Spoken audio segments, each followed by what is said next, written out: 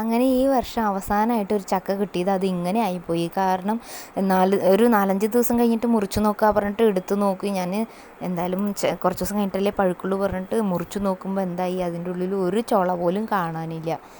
അങ്ങനെ ഞാൻ എന്ത് ചെയ്തറിയോ, പൈസ കൊടുത്ത് വാങ്ങിച്ചതല്ലേ, 100 രൂപ കൊടുത്ത് വാങ്ങിച്ചതല്ലേ പറഞ്ഞു, വേസ്റ്റാക്കി കളയണ്ട പറഞ്ഞിട്ട് എന്ത് ചെയ്തു, അതിനെ കട്ട് ചെയ്ത് ചെറിയ പീസാക്കിയിട്ട് കുറച്ച് അതിലൊരു ചുള എന്തോ കിട്ടി, അത്രേ ഉള്ളൂ. ബാക്കിയുള്ളത് ചെറിയ ചെറിയ പീസാക്കിയിട്ട് ചക്കപ്പുഴുക്ക് ഉണ്ടാക്കാൻ പറഞ്ഞിട്ട് എടുത്തു. അങ്ങനെ ഞാൻ അതിലേക്കൊരു ചക്കക്കുരു കൂടി ആഡ് ചെയ്യുന്നുണ്ട്. അത് ഒരു വ്ളോഗിൽ ഞാൻ കേട്ടതാണത്.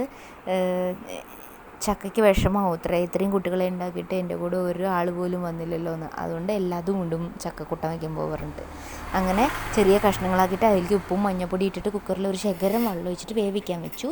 ഒറ്റ വിസിൽ മതി. അതിലേക്ക് തേങ്ങ ചിരകിയത്, കുരുമുളക്, കുറച്ച് കുരുമുളക് ഇട്ടു ഞാൻ, എരിവ് കൂടുതൽ കിട്ടാൻ വേണ്ടിയിട്ട്, ജീരകം, വെളുത്തുള്ളി 2 അല്ലി, പിന്നെ ഉണക്കമുളകും ഇട്ടിട്ട് മിക്സിയിൽ ജസ്റ്റ് ഒന്ന് അരച്ചിട്ടെടുത്തു. അത് കഴിഞ്ഞിട്ട് വേവിച്ചതിലേക്ക് ഈ അരപ്പ് ഒഴിക്കുക. എന്നിട്ട് അപ്പോഴേക്കും അത് വെന്തിട്ടുണ്ടാവും. ഒന്ന് ഉടക്കുക കേട്ടോ. നല്ല ഭംഗിയില്ലേ കാണാൻ. നല്ലോണം ഉടച്ച് കഴിഞ്ഞാൽ ഇങ്ങനെ ആവും. എന്നിട്ട് അരപ്പ് ഇട്ടിട്ട് ജസ്റ്റ് വെറുതെ ചൂടാക്കി എടുത്താൽ മതി.